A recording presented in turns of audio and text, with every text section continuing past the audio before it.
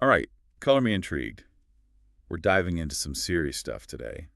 The Houthi movement in Yemen. Yeah, They've been called everything from freedom fighters to straight-up terrorists. right. And honestly, judging by this Wikipedia article, it's way more complicated than just picking a side. It's definitely a case of more than meets the eye.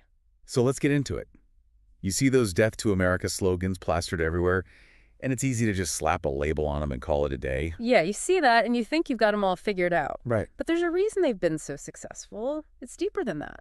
Okay, so less caricature, more context. Yeah. What gets me is how much they've achieved militarily Right. against some pretty tough odds. I mean, they've been fighting both the Yemeni government and a Saudi-led coalition for years. Yeah. This isn't some ragtag militia we're talking about. Not at all. That's a huge takeaway here. They've got this David versus Goliath image, Right.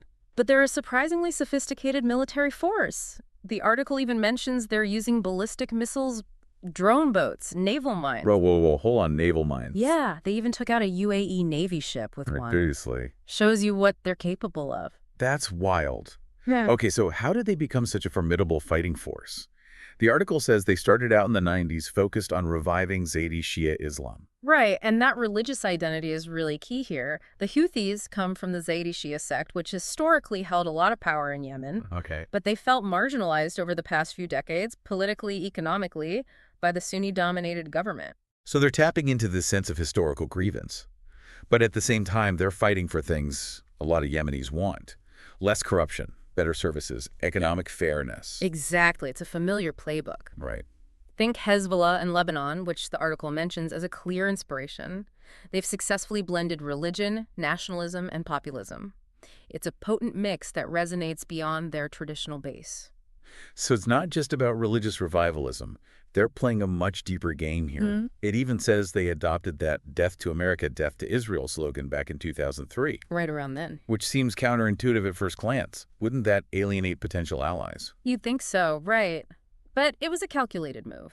This was right after the U.S. invasion of Iraq, a deeply unpopular event in the region. Right. The Houthis expertly tapped into that anti-Western sentiment, framing themselves as defenders of Islam against foreign interference. And it worked. But while their tactics might be similar to Hezbollah, the Houthis have this added layer of complexity because of Yemen's political landscape. This is a country already dealing with tribal tensions, government corruption, poverty. It's a powder keg. And the Houthis are masters at exploiting those existing fault lines. The article points out that they've gained a lot of support by positioning themselves as a viable alternative to a corrupt and ineffective government. Which brings us to their evolution from religious revivalists to armed insurgents.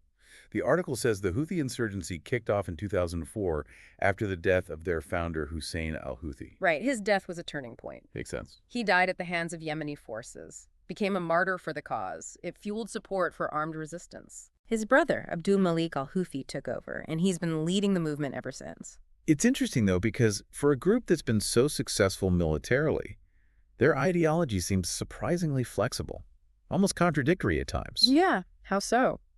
Well, the article mentions they claim to fight for a civil state, but then they discriminate against Sunnis. They're against corruption. But then there are accusations of them diverting aid for their own gain. That's what makes analyzing them so challenging. They don't fit neatly into any box. Yeah. Are they opportunistic, adjusting their ideology to suit their goals? Or are they true believers striving for a utopian vision that's just out of reach? It's that constant tension between their rhetoric and their actions that makes them so fascinating. We've talked about their successes, but the article doesn't shy away from the darker side of their rule either. The allegations are pretty damning: child soldiers, human shields, hostage-taking, persecution of minorities.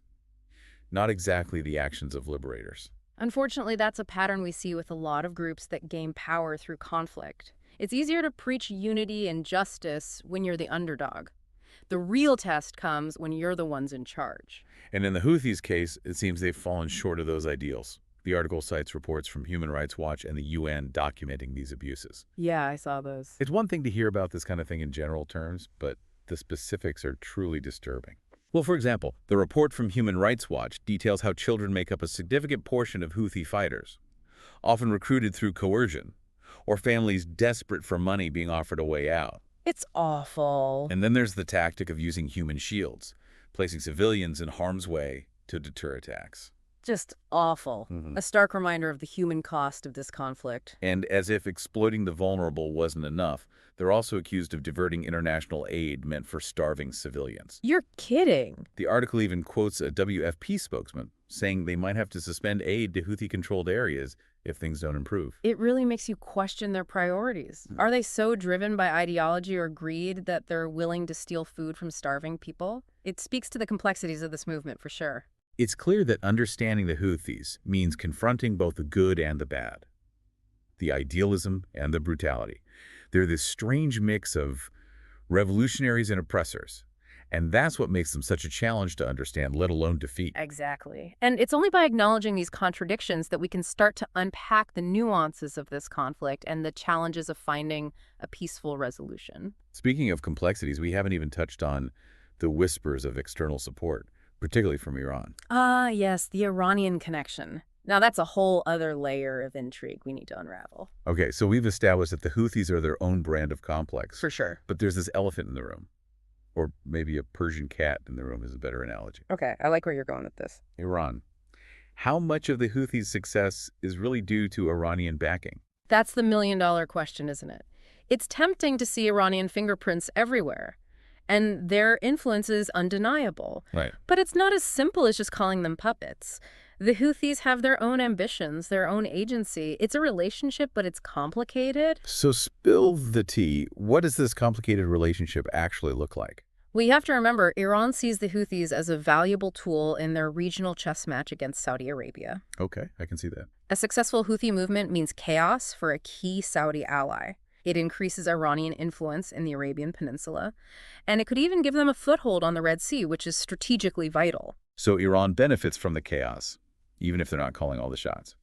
But if the Houthis aren't taking direct orders from Tehran, why wouldn't Iran want them to go all the way? I mean, why not take back the capital Sana'a back in 2015? The article mentions Iran advised against it. That's where it gets really interesting. It seems even for Iran, a full-blown Houthi blitzkrieg was a bridge too far. Yeah. They were worried about international blowback, a larger conflict they couldn't control, the whole 9 yards. Wow, so the Houthis defied their supposed puppet master. That takes guts. Exactly. It suggests a level of independence we don't usually see in these kinds of proxy situations. Right. The Houthis have their own vision for Yemen. And while it might overlap with Iran's interests, sometimes they're not afraid to go their own way. Which makes you wonder about all the military hardware they've got. They're Yeah. clearly not making ballistic missiles and those scary effective naval mines on their own. No argument there. That's the most concrete evidence of the Iranian connection. We're talking weapons shipments, those Cornet anti-tank missiles we mentioned, even training.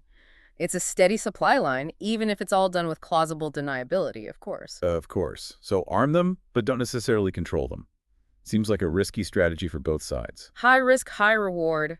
Iran gets to poke the Saudi bear without getting its paws dirty, and the Houthis get the firepower to take on a superior enemy. But any miscalculation and things could spiral out of control. Exactly. Speaking of things spiraling, the article touches on this weird contradiction with the Houthis and the arts. On one hand, they're weaponizing poetry, but then on the other, they're shutting down anything they deem un-Islamic. It's giving very strict but inconsistent parents' vibes. Right. It's a fascinating glimpse into the internal struggles within the movement. Yep. They've got this sophisticated propaganda machine using traditional Yemeni poetry, these fiery chants called zawamil, to spread their message and demonize their enemies. Very effective, by the way. But then they'll turn around and ban music at weddings, crack down on any artistic expression that doesn't fit their ideology. It's like they want to control the narrative, but they haven't figured out what story they want to tell. It's all about control, ultimately. The hardliners want strict Islamic law, but the more pragmatic wing knows they can't alienate the whole population. So you get these weird inconsistencies, decisions made on a whim, this constant sense of, what are the rules this week? It's creating chaos, even in the areas they control. It begs the question, can a movement built on such shaky ground with all these internal contradictions really build a stable and prosperous Yemen? It's the big question, isn't it? The article hints at this ironic situation where even some Yemenis who don't like the Houthis see them as a kind of stabilizing force. Hold on, stabilizing. How? They're the ones fueling the conflict. I know it seems counterintuitive, but think about it. In the midst of all this chaos, the Houthis have established a degree of order, however harsh in the areas they control. They've cracked down on crime, provided some basic services, even mediated tribal disputes. So it's a case of Better the devil you know than the utter lawlessness and violence they've been living with. For some, absolutely, especially those who've lost faith in the government or are just desperate for some semblance of normalcy. It's a sad reflection on the state of Yemen, but the Houthis are definitely capitalizing on that desperation. It's a temporary fix, though, right? Yeah. This isn't a sustainable model for a country. The human rights abuses, the corruption, the dependence on Iran. It's not exactly a recipe for long-term stability. You're hitting on a crucial point, the difference between short-term stability and long-term peace. The Houthis might be able to hold on to power through force and fear for a while, but building a truly stable and prosperous Yemen, that's a whole other story. And frankly, it's a story with a lot of external factors at play. Okay, so let's talk about those external factors. We've got Saudi Arabia, the U.S., the whole international community watching this unfold. Yeah. What role are they playing in shaping Yemen's future? So we've spent all this time on the Houthis themselves, but like you said, it's bigger than just them. It's like Yemen's become this geopolitical chessboard with all these outside players making moves. Yeah, it's a crowded chessboard, for sure. Okay. And the stakes are sky high. We're talking a humanitarian crisis, a breeding ground for extremism, potential for things to spiral way out of control. No kidding. Okay, so let's start with Saudi Arabia. They've been leading this military intervention since 2015, poured billions into it. But instead of a quick win, they're stuck. What's their endgame here? Basically, Saudi Arabia sees the Houthis as a direct threat, an extension of Iran right on their doorstep. Their goal was to crush the Houthis, restore the old government, reassert their dominance in the region. Simple as that. Except it backfired big time. The article uses the term strategic failure, and it's hard to argue. They're facing widespread famine, a shattered economy, millions displaced. It's tough to see a happy ending here for anyone, especially the Yemeni people. It really is a tragedy, and it shows how dangerous it is to underestimate your opponent and overestimate yourself. The Saudis thought this would be quick and decisive. Instead, they got bogged down in this mess that's destabilized the whole region. Then you've got the U.S. The article mentions they've supported the Saudi intervention, but now they're worried about the Houthis' military getting stronger, especially those attacks on Red Sea shipping. Seems like the U.S. has its own agenda, and it doesn't always line up with what the Saudis want. Yeah, the U.S. is walking a tightrope here. On one hand, they want to stay buddy-buddy with Saudi Arabia because oil. But on the other hand, they don't want another forever war, especially one with this level of human suffering. It's like they're trying to fight fire with fire. They give intel and weapons to the Saudis, but then they act concerned about civilian casualties. What message does that even send? It's inconsistent for sure, and it highlights just how messy international relations can be. The U.S. wants stability, but they also want to keep their allies, even when those allies do some questionable stuff. So with all these competing interests, these tangled webs, is there any hope for peace in Yemen? What would it even take to break this cycle? It's a huge challenge, no question. The article talks about needing a multi-pronged approach. So internally, you need the warring factions to somehow come to the table. The Houthis, the recognized government, those southern separatists we didn't even have time to get into. It's hard to picture them agreeing on anything, but what's the alternative? Right, but that's easier said than done. They've been at each other's throats for years now. Yeah. They're not just going to lay down their arms because the UN tells them to. Exactly, which is where those external players come in. The international community, especially those with leverage, like the U.S. needs to step up with some serious pressure. We're talking arms embargoes, target sanctions, maybe even some old-school diplomacy behind closed doors. Do you really think it'll work, though? We've seen this before. Powerful countries trying to force peace in places they don't really understand their own interests coming first. I get your skepticism. There are no easy answers in Yemen, and any solution means compromise from everyone, something that seems pretty scarce right now. But we have to try. The alternative, more war, more famine, more suffering, that's unacceptable.